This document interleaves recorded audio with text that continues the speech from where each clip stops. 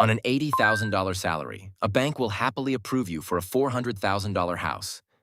Sounds amazing. It's a trap. Let me show you the number they never mention.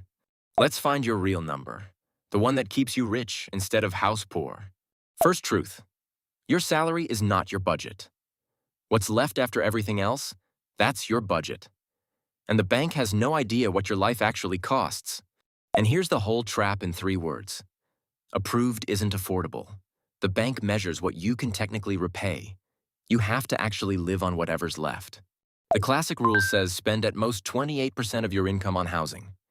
On 80 grand, that's about $1,800 a month tops, and that covers everything, not just the loan.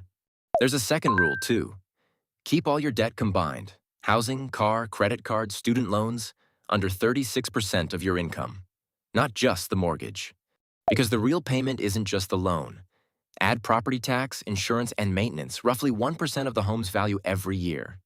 It all has to squeeze inside that number. And budget for upkeep, roughly 1% of the home's value a year. That's thousands of dollars annually for the stuff that always eventually breaks. Run that backwards, and it fits a house around $260,000. Not $400. The bank just dangled $140 grand more than you can safely handle. There it is. What you can borrow versus what you can afford.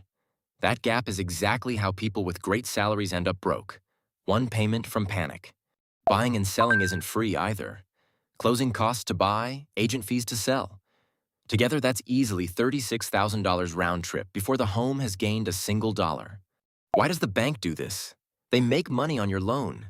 Your monthly stress isn't their problem. So approved and affordable are 2 totally different words. And your other debts shrink your home.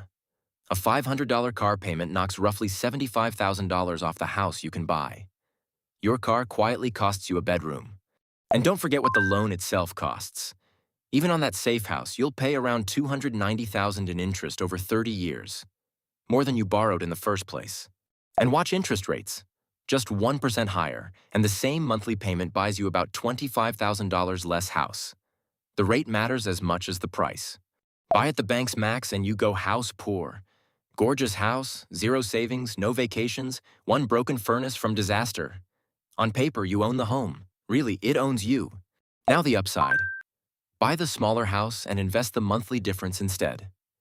Around $700 a month for 30 years grows to roughly $900,000. Buying less can quietly make you rich. And honestly, not all of this is math. A home you can easily afford means sleep, freedom, and options. A calm life beats an impressive address every single time. And remember who's advising you. The agent, the seller, the lender. Every single one gets paid more when you spend more. Nobody in that room is rooting for you to buy less. On the down payment, aim for 20% to skip extra insurance. But don't drain every dollar into it. Keep at least 6 months of expenses in cash after you close. Homes break at the worst times. And keep at least 6 months of expenses in cash after you close. That buffer is the difference between a calm homeowner and a panicked one the day something breaks. And if the numbers don't work for a house you'd be comfortable in, rent and invest the difference. That's not failure. Stretching into a house that owns you, that's the real mistake. So here's the move. Buy well under what the bank offers. A smaller house you barely feel paying for beats a big one that eats you alive. The house should fit your life, not run it. A smaller house and a full bank account beats a mansion and constant stress, every single time. For one money idea, honestly visualized, every week, subscribe to Money Visualized.